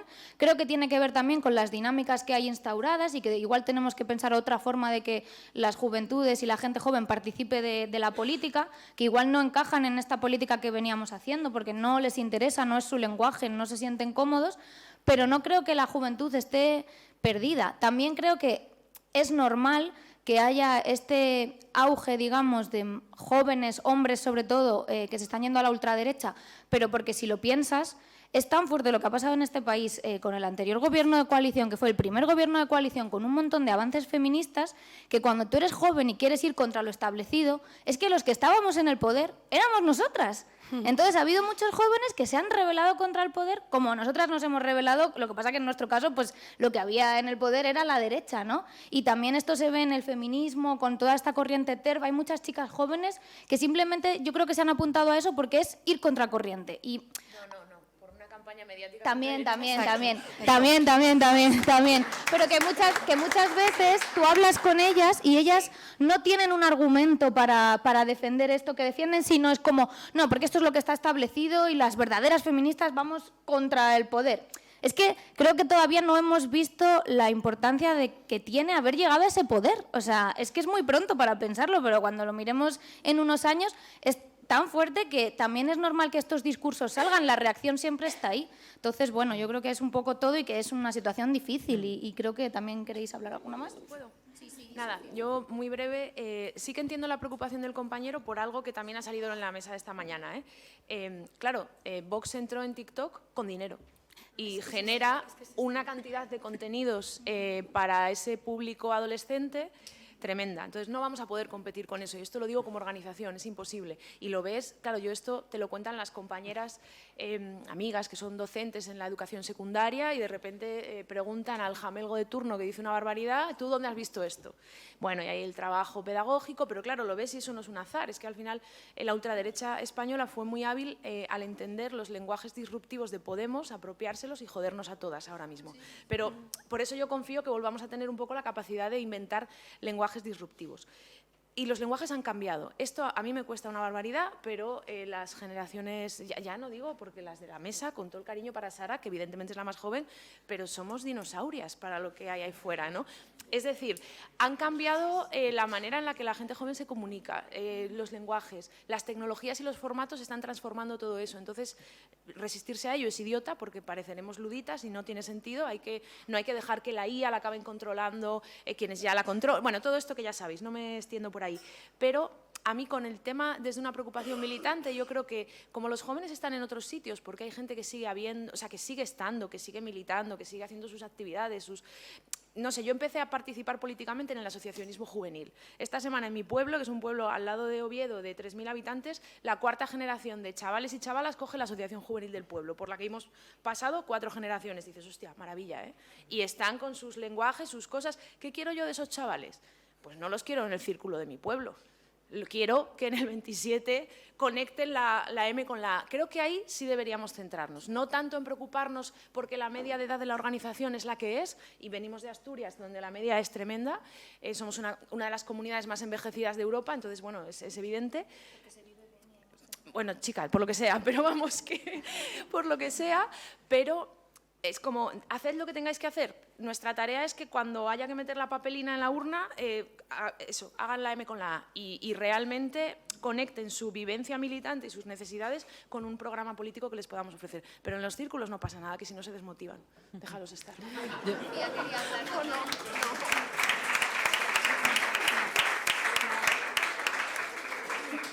A ver, yo no como, claro, como millennial no puedo responder como joven, como madre de un alfa sí que puedo decir algo que además me ha dado, en realidad me has dado pie con una cosa que has dicho que no estoy nada de acuerdo, hijo mío, para poder explicar luego otra cosa. Vox tiene dinero para estar haciendo esto y no tiene ningún problema en hacer ensayo-error. Recordemos que una vez se les ocurrió mandar, yo creo que era a Rocío Monasterio, pero no estoy 100% segura, y si no, pues era a otra de sus caras visibles, delante de una casa de apuestas, hicieron un vídeo, el vídeo funcionó fatal, no lo movieron más, no siguieron esa linde. ¿Por qué? Porque no hay ninguna cuestión ideológica de lo concreto. Es decir, que esto no funciona, vamos a otra cosa, porque somos de lo que haga falta. Claro, esta organización no funciona así, esta organización funciona con principios. Vamos a por esto, porque estamos convencidas de que y no funciona y seguimos yendo por eso hasta que hacemos que funcione o nos damos contra un muro. Pero claro, es que los planteamientos son muy diferentes y para llegar al marketing lo que funciona para un público mayoritario es la estrategia primera, no la estrategia segunda. Lo que es transformador es la estrategia segunda, pero requiere otro tipo de cosas y tenemos que comprenderlas también y sobre todo requiere una inversión en dinero que no estamos haciendo. Hay otra cosa que a mí me llama la atención, por ejemplo, todo este movimiento que hemos tenido como muy de reacción, muy reaccionario, diría incluso desde las posiciones de la izquierda en general, en un sentido amplio, con las nuevas tecnologías, que nunca fue históricamente un problema para este lado de la historia. Para el lado de la historia en el que estamos, las nuevas tecnologías nunca fueron un problema, al contrario, las veíamos como aliadas. Sí, y cuanto más se democratizasen, mejor. Sin embargo, ahora nos da miedo la IA, nos da miedo... Bueno, pero ¿por qué no las hacemos nuestras? Porque se ingestan de todo el contenido que les queramos dar, porque son solamente mecanismos, son herramientas. Y lo que importa es qué haces con la herramienta y quién la sujeta. Si renunciamos a sujetar esa herramienta, si renunciamos a sujetar una azada, esa tierra no la estamos trabajando nosotras y no vamos a ver los frutos de esa tierra. Igual la trabajamos y no vemos los frutos igual, pero nos los roban. Pero eso es otro tema. Pero es que no podemos renunciar a estar trabajándola y no podemos renunciar a la azada. Y también que hay determinadas cosas que tienen que ver con... Bueno, la cultura no puede hacer una cosa que no hacen las escuelas. Es que en las escuelas, y yo lo veo por los libros de texto de mi hijo, bueno, todavía hay cosas que se cuentan de una manera supuestamente equidistante, pero es que la historia no ha sido equidistante y la historia no es equidistante y nuestra realidad no es equidistante. Pero en nuestros libros de texto sí. Y no, ahí cuando nos vamos a hablar de educación no estamos yendo a la raíz de algo que está educando a nuestro futuro, pero que sigue educándonos en nuestras casas. Porque la escuela pública nos educa a todas, en todas las edades, todo el tiempo, a través de quienes están recibiendo esa formación ahora, con esos libros de texto que no se cuestionan ni su precio, ni quién los hace, ni cómo los cuenta, ni nada. No estamos yendo a cómo están educándose nuestros niños, nuestras niñas y nuestras niñas. Y ya la última cuestión, claro, sí es cierto, hay muchísima gente joven que no lee poesía y gente adulta también. Y no romanticemos ahora a los adultos. O sea, y si la gente leyera poesía, pues se vendería poesía. Pero como he trabajado pues, en ferias de libros, digo que la poesía no se vende. No se vende porque, esto me gusta una cosa que dicen nuestros amigos sevillanos, la poesía no se vende porque la poesía no se vende. Los poetas no se venden. Bueno, vale, pero además no se vende la poesía. Guay. Y esto ocurre en todas las edades, quienes tienen poder adquisitivo y quienes no, porque los que tienen poder adquisitivo compran narrativa, compran ensayo, compran libros de recetas de cocina, que mira que las tienen en internet, pero los compran igual en papel, o sea, no se vende la poesía a todas las edades. Y la poesía, igual que la creación de contenidos, no es una cosa en sí, igual que sabemos que el cine no es una cosa en sí. No decimos, no me gusta el cine, no te gustará X tipo de películas. No me gusta la música, no, hombre, no te gustará la música, no sé cómo, pero otra música sí te gusta. Con la literatura igual, con la creación de contenido igual. Y con esto ya remato y aprovecho y cierro con... yo espero que haya mucha más creación de contenido como la que hace Sara y como la que hace mucha gente, para que cuando digamos y hagamos una crítica a Estados Unidos lo hagamos como potencia que tiene una connivencia con la explotación de muchos otros territorios y no porque tengamos comentarios que rozan lo xenófobo como si fuesen más tontos que nosotros. No lo son y creo que a veces la creación de contenido está llegando, incluso con las mejores intenciones y con la mejor voluntad de recepción, a dar mensajes muy, muy erróneos. Y creo que la mejor manera que tenemos de ver cómo podemos militar y llegar ahí es que nos arremanguemos y que hagamos también creación de contenido y sobre todo que la veamos y que tenemos 2 orejas y una boca para escuchar el doble de lo que hablamos y eso a una organización también le viene bien.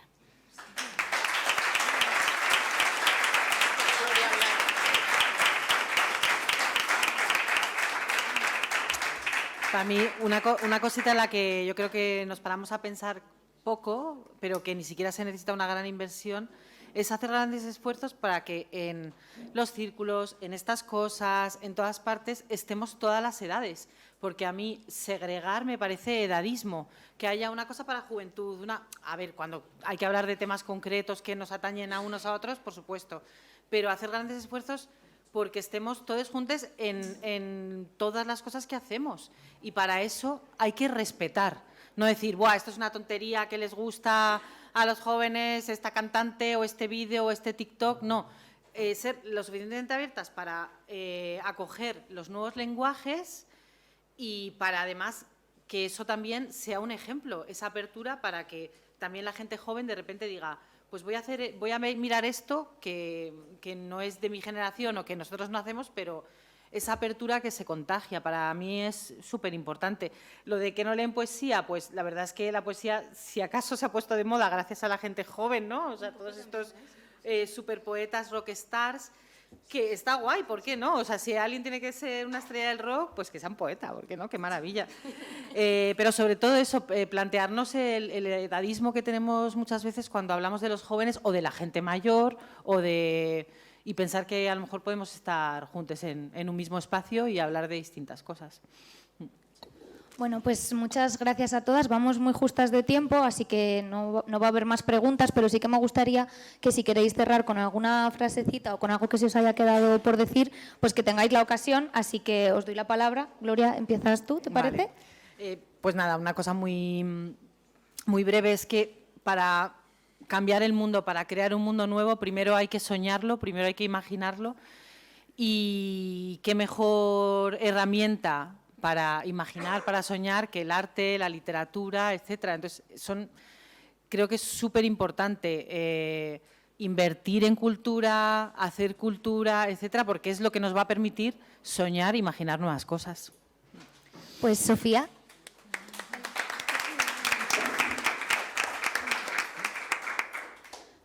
Pues es que en realidad, creo que lo has dicho muy bien, Gloria, sí, la cultura son espacios de libertad cuando también podemos estar como agentes partícipes y cuando también podemos sentir un reconocimiento y no la obligación de mirarnos en un espejo que no somos nosotras, y cuando además recibimos esa cultura para poder intentar entender al otro y a la otra y al eotre también.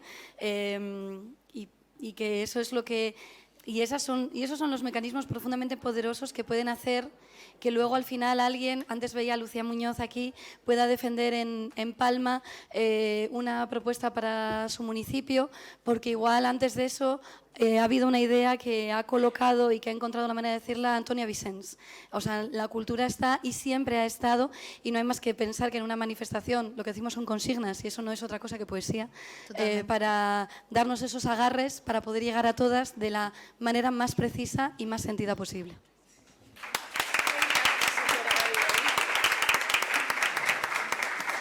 Pues Sara, por favor. Yo tengo poco que añadir también, sobre todo dar las gracias y volver a reivindicar que es una maravilla poder estar aquí y poder escucharos. Y muchísimas gracias por dar este espacio a una creadora de contenido, creo que es muy guay. Y nada, creo que es importante también cuando hablamos de cultura, sobre todo cuando hacemos una revisión, que no tengamos miedo a analizar, ¿no? Analizar todo lo que hemos visto, analizar de dónde venimos, quiénes nos han contado las historias, cómo nos las han contado, y que por analizar, por criticar, por ser un poco disidentes no significa que estemos diciendo que algo sea malo, y creo que es necesario y hay que hacerlo, y que qué bonito cuando la cultura nos da para horas y horas de diálogo, como seguro que os ha pasado con Un amor, porque en mis círculos también ha pasado muchísimo, y eso es lo importante, ¿no? Que la cultura abra el diálogo, abra las mentes y nos conecte como personas. Muchas gracias, chicas.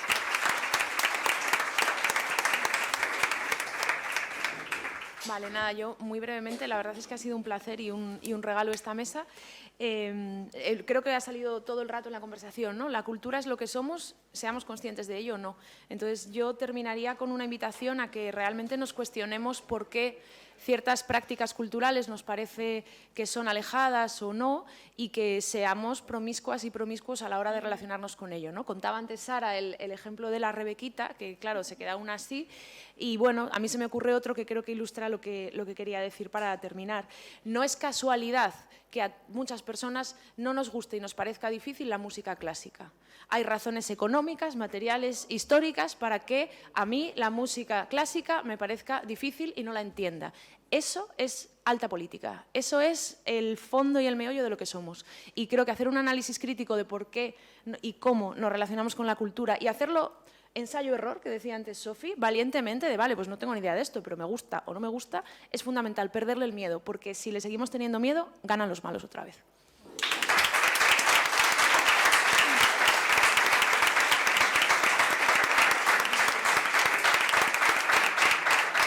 Bueno, muchas gracias a todas, y nada, desalojamos la sala, que ahora habrá aquí otro debate y tienen que entrar las siguientes compañeras. Muchas gracias. Un desalojo, otra ocupación.